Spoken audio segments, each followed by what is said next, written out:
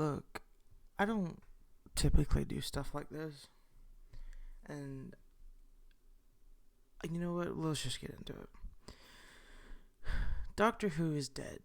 And at this current point in time, I have seen all 3 centenary specials. The Star Beast, the Blue Yonder, and the Giggle. I hate them. But I'm a fan of... I was a fan of Doctor Who. Anyone... You know what? Let's just start from the beginning. Let's start into how I know Doctor Who. I became a fan when a YouTube channel that I watched started talking about it, referencing and using some of its props in Gmod.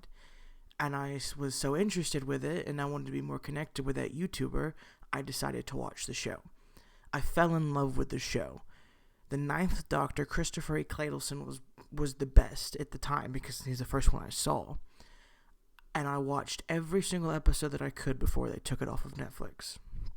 And then when they did take it off of Netflix, I think it was for Christmas, I asked my mom to buy me all the DVD box sets for Christmas. And I got them, and I watched them. I still have them. I've watched all of them, and I've bought Capaldi seasons as well, and I've watched every single episode of the 9th, 10th, 11th, and 12th Doctor. And I really enjoyed Capaldi's run. I love Matt Smith. David Tennant's the best, and Christopher Eccleston, I wish you had more. And about that time, once I had watched all of them around in 2017, the BBC announced that there would be a new Doctor. And I'm like, alright, awesome. New Doctor. I'm so excited. It'll be the first time I get to see a new Doctor on screen to regenerate. And this will be my Doctor. This will be my series because I've started watching now. This will be the first one that I'm fully invested into. Lo and behold, it's Jodie Whittaker. I'm like, you know what? Sure, the rules of regeneration, whatever you want to do. Just make it good. Make her good. I hope Jodie Whittaker cares about the show and wants to be the best incarnation of the Doctor that she can be. Well, that didn't happen. The 13th Doctor that we will lovingly call Jodie Whittaker was a flop. By every stretch of the means. So much so that she killed the show. Chris Chibnall, Jodie Whittaker, to a lesser extent, but mainly Chris Chibnall, killed the show. It died with an awful sound.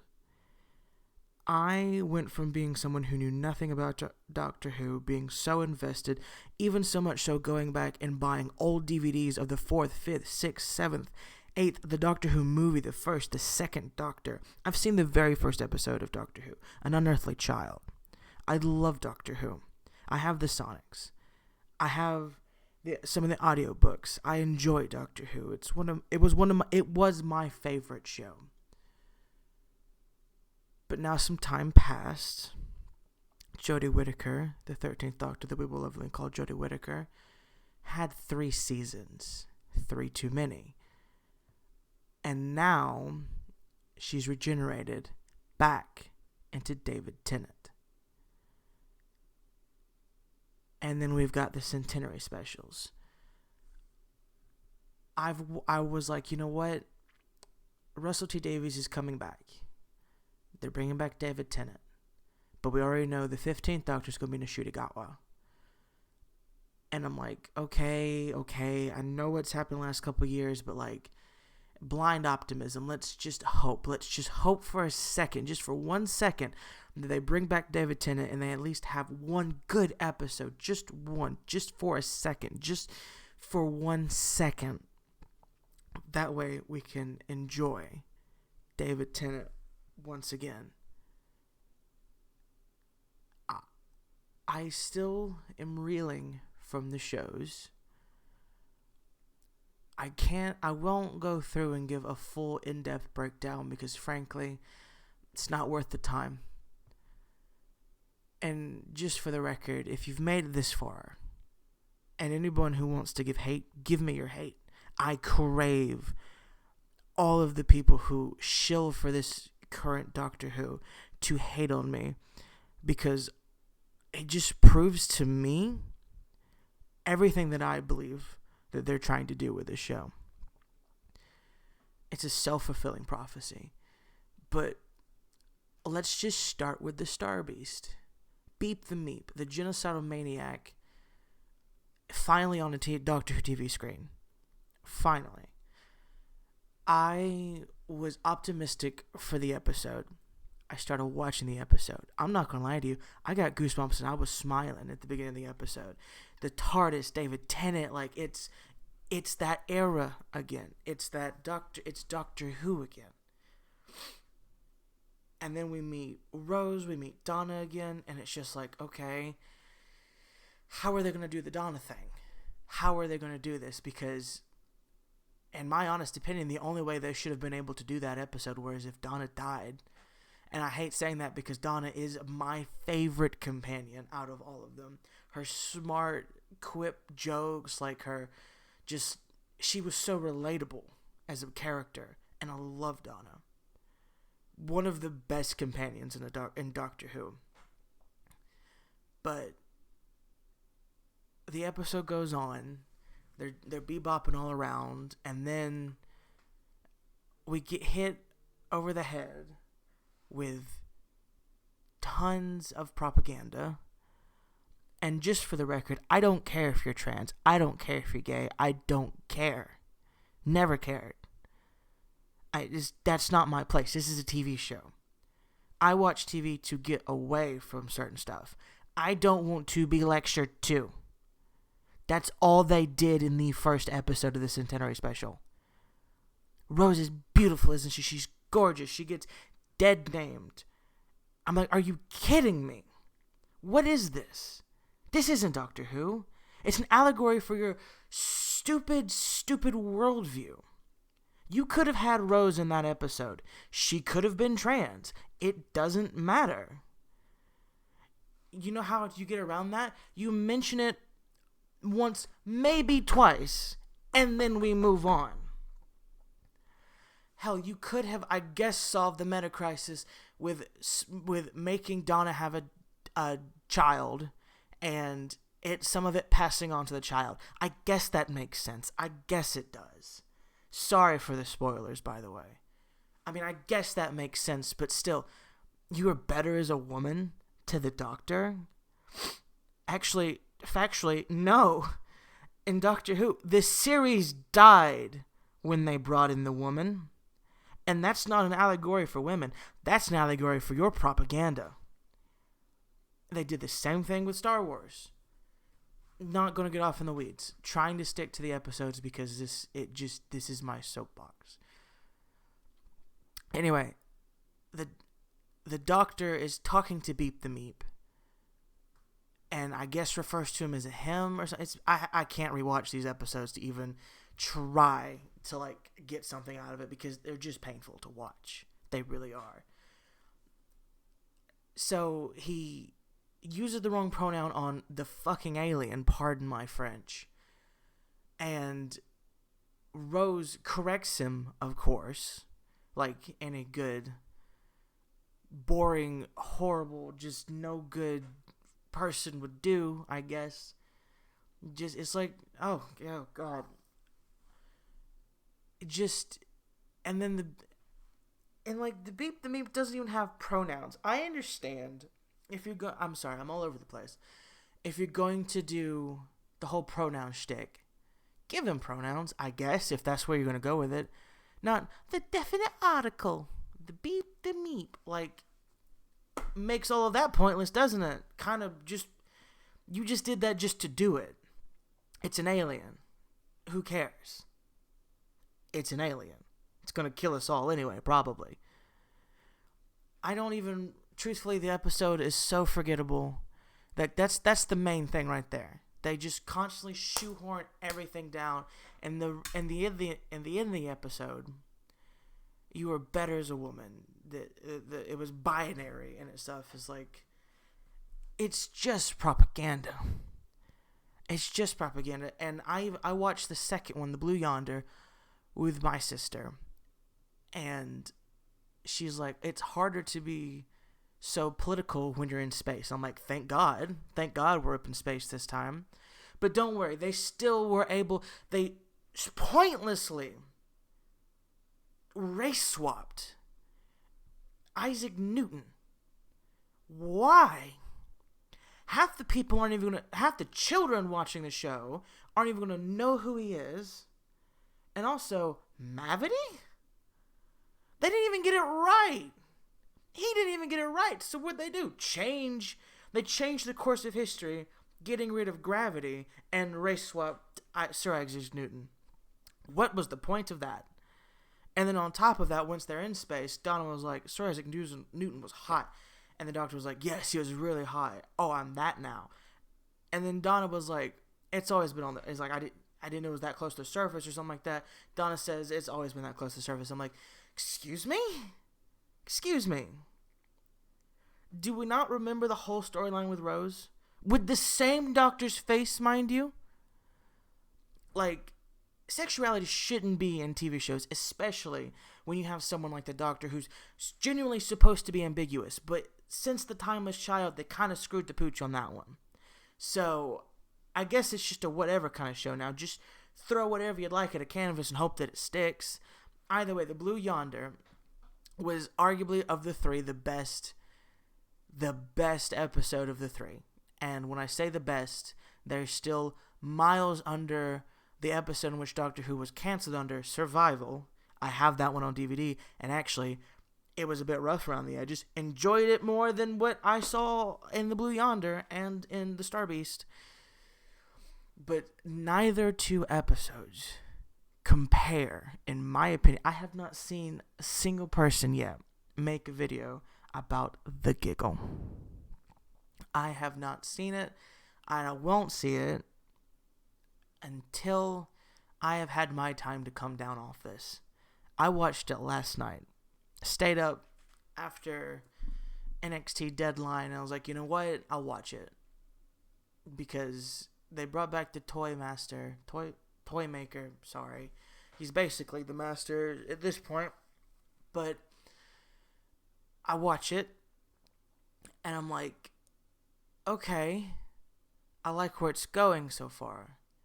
I like the chaos. I like this. I like that.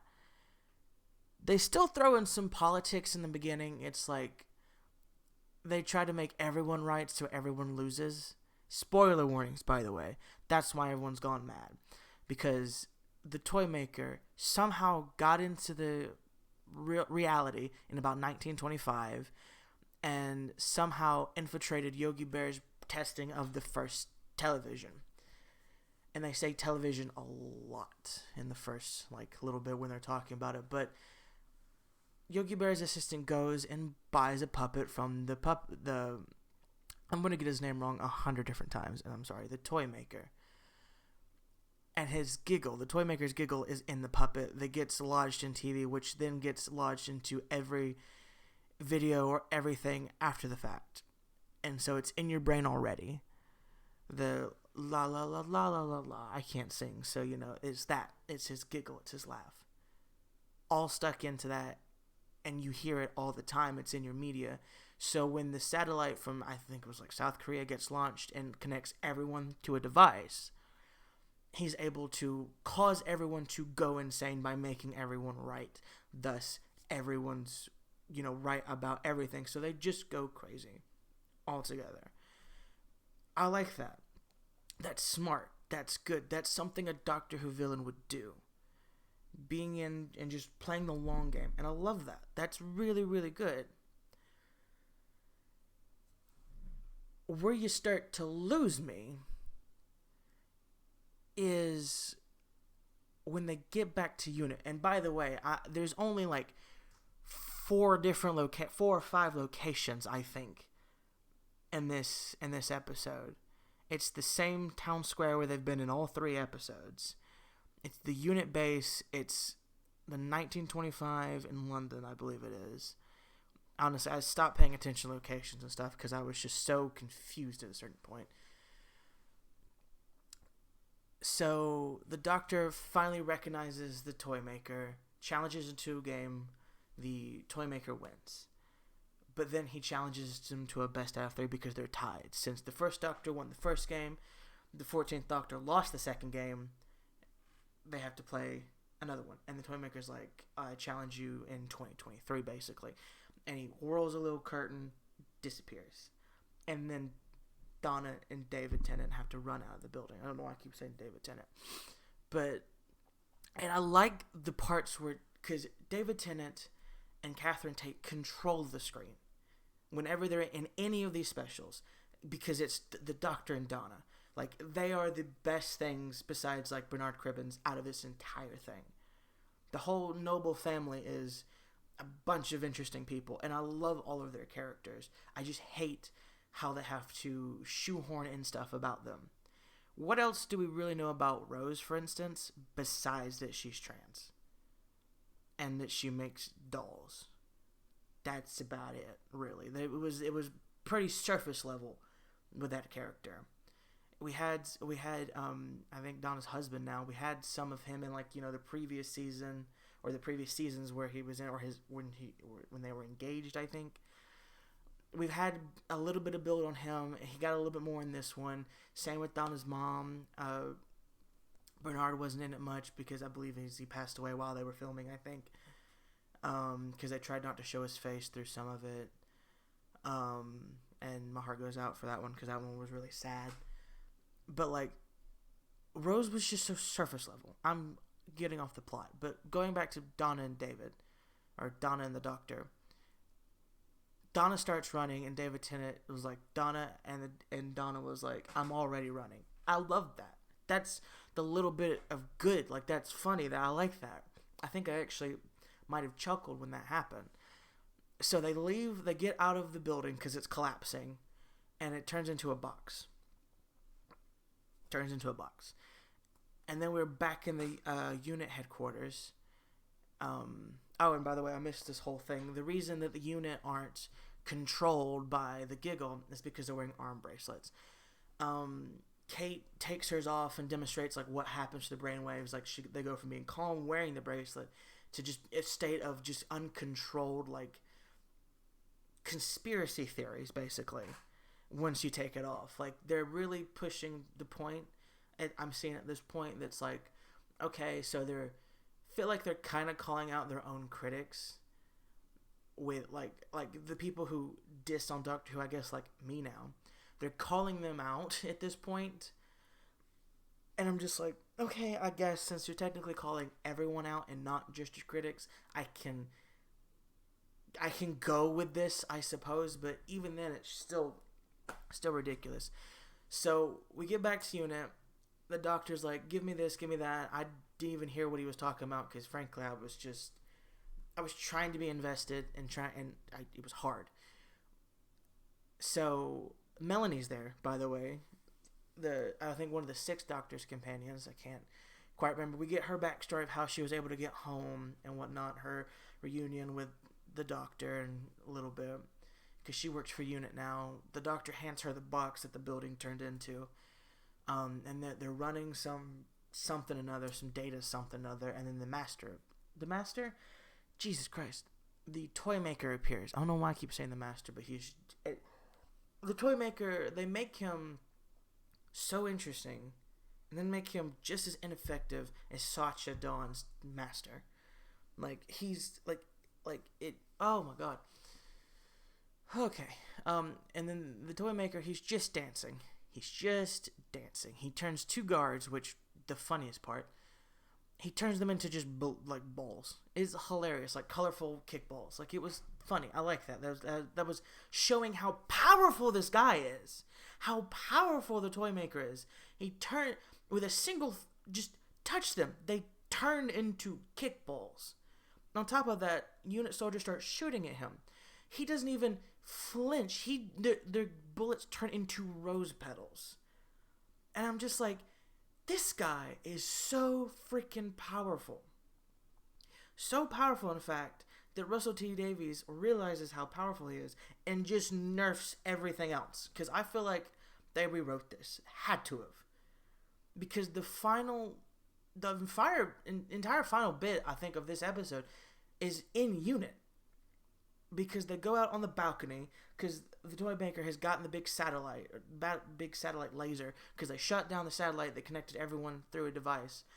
So that way they could try to stop everyone from going crazy. And we never really get a true resolution. I assume that them shooting down the satellite cured everyone, I guess. And if that is the fact, what a shitty plan. I mean, you get taken out by one satellite. That's it. That's it. That's the whole thing. Satellite's gone. Crisis averted. And I'm like, okay. And you totally forget about it. You just totally, completely forget about it. I am completely rambling. But you just forget about it. I'm giving you the best of what I remember of the show, because I literally watched it last night, ranted to a friend, and then went to bed. So they go out on the balcony, because the Toymaker has the laser and is sitting in the laser and shoots at a couple guards' feet as they're just talking. And the Toymaker says, one of your previous incarnations beat me the first time. I beat your 14. So now the next one faces me in the winner-take-all third game. And so he shoots David Tennant with a laser, forcing him to regenerate. And here's where I lost my ever-loving mind.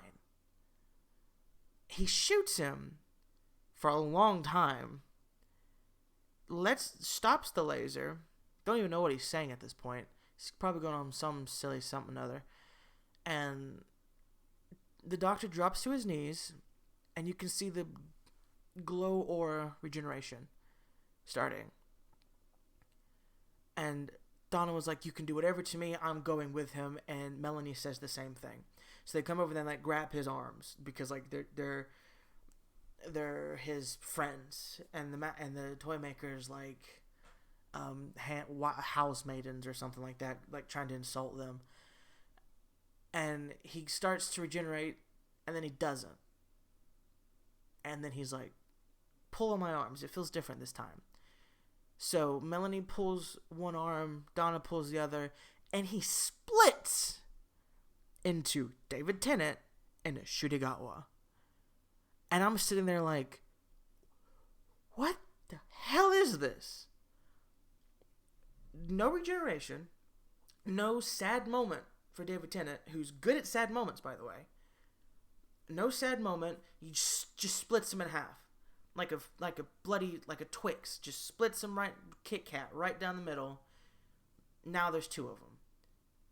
And I'm like, well, this is surely, I'm sitting there, surely the whole time David Tennant's going to be absorbed into Gawa.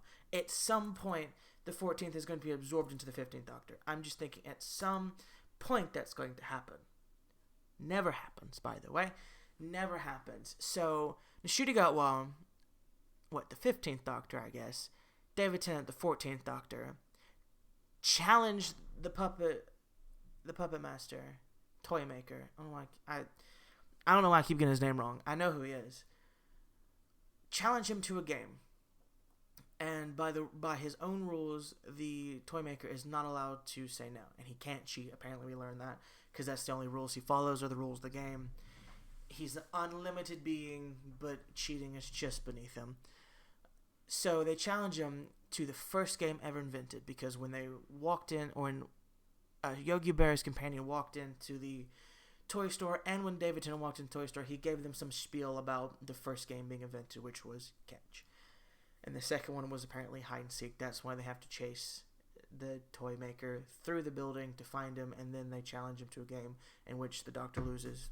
I missed a bit.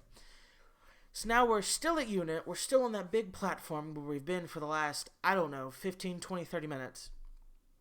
We've gone through a whole regeneration, I suppose. And now it's bi-regeneration, which is... I feel like when they say bi-regeneration, I just feel like it's another piece of propaganda. Anyway, so they challenged him to a game of catch, and so for too long. By the way, Shooter Guy was not wearing pants. I was staring at his legs the whole time thinking, is he wearing red pants, brown pants, or is he not wearing pants at all? Turns out, wasn't wearing pants at all. Was wearing shoes, a shirt, and half a tie, no pants. I have no earthly idea why. Made no sense. Frankly, made me uncomfortable. But they're playing a game of catch for what felt like an hour. It was probably like 15 minutes, 10 minutes maybe, but it felt like an hour, aggressively throwing a ball. And the unlimited being just tipped the ball and missed it, and it fell off the side. And he lost. He lost a game of catch. The most powerful, intimidating Doctor Who villain, arguably, the Toymaker, who almost beat the first Doctor the first time, somehow didn't catch the ball. It fell off the building, and he just folded up like a piece of paper. Folded up like a dinner napkin that you were done with. And they put him in the box and sealed him away. Oh, and at some point, he did say that he's fought every single person that the Doctor's fought in his reality, in like real life. But there was He Who Waits that was coming because he ran away from him. The Toymaker ran away from He Who Waits. And I love that little bit of tidbit of like foreshadowing something and then completely skipping over it. That's Doctor Who. What's not Doctor Who is standing on a balcony playing catch with the most powerful being in this reality. The most powerful being barely misses, by the way. They could have had some incredible brain game, but apparently no one at the BBC or Sony or Bad Wolf Productions is smart enough to think of one. So they just did catch. And so the Bi Doctors now have defeated the Toymaker, and that's the end of the song and dance. And then we get to this thing where they're in the Tardis, and they're talking, and the Shooting Guy was like, you need to calm down, you need to retire, you need to do this, I'm sitting there thinking like, no, the Doctor doesn't need to retire because that's his plight. His plight is that he can never stop running. He was sad about losing people, that the Toymaker killed. He was sad about losing people, all the guards that they lost that the Toymaker killed. And at that point, the Shooting Guy, while they're still in the balcony, by the way, I'm jumping a little bit, he hugs him, kisses him on the forehead, in a very loud kiss, by the way, a very uncomfortable kiss, because the Doctor just kissed himself by doctors, by the way. And I'm like, this is ridiculous. And then they go into the TARDIS, and they're trying to browbeat the 14th Doctor into retiring, which I guess he does, but he's like, he can't leave the TARDIS. So Nishuga was like, but the Toymaker's realm is still around for even just a minute. He pulls a big sledgehammer out of the floor, walks outside, hits the TARDIS, and it multiplies into two. David Tennant then walks into, I guess, Nishuda Gatwa's TARDIS, which has a jukebox, by the way. Okay. And then he walks back out and goes into his TARDIS, and while he's doing that, Nishuda Gatwa runs into his TARDIS and starts turning it on like he's about to leave. And then they're like, you're not going to leave without saying goodbye, after they leave his TARDIS, David Tennant's TARDIS, and go back into Nishuda Gatwa's TARDIS with Donna and David. I don't know why I keep saying David. And then that's it. Nishuda Gatwa leaves, I suppose. And he's like, oh, and the 14th Doctor, we'll never get to see it from the outside. Because now I guess he's just staying. And he just goes in and lives with the Temple family. The noble Temple family, I guess. As just the uncle, I suppose. Like, they ended it and gave him a happy ending. And I'm like, okay, it's just so weird. It's so weird. It made no sense and got really messy. At the rate in which they finished off the most powerful being in this reality, to the time that they were sitting at the table eating dinner, like it went so. It was mind-boggling. I'm sitting there after it's over, looking at Nishuda Gatwa going off into the TARDIS, going off somewhere else on a different adventure, and I'm like, okay. My heart's broken, and I feel confused. Like, I was in shock. Like, my heart was broken, but like hadn't processed it yet, and I guess I'm still don't think I've processed it. I've been going for 30 minutes now about how Doctor Who's dead, and they're doing a Christmas special. Cool. I will watch the Christmas special, and I will probably give my thoughts on it. Hopefully in a shorter time frame of video. But my heart was broken in the fact that Doctor Who is dead. Everything that Russell T Davies did in all 3 specials just proves that they don't care. They don't care about you, they don't care about the story, and they don't care about the character. In fact, if I were ever to meet Russell T Davies, I'd ask him when he stopped becoming a fan of when he stopped being a fan of Doctor Who. Because you look at the 9th and the 10th Doctor, it's like, this is someone who cares about the show because it's a good show. It's great. It's what brought me into Doctor Who. Now, the same person who brought me into Doctor Who has simultaneously curb stomped my head against the pavement and has made me almost hate the property. Not to even get me started on the shooting out was new Sonic that just looks like the remote from Click, the Adam Sandler movie. It's upsetting. And I'm going to stop talking now before I continue to talk forever. Anyway, I don't have an outro and I don't have anything else. All I have to say is Doctor Who's dead.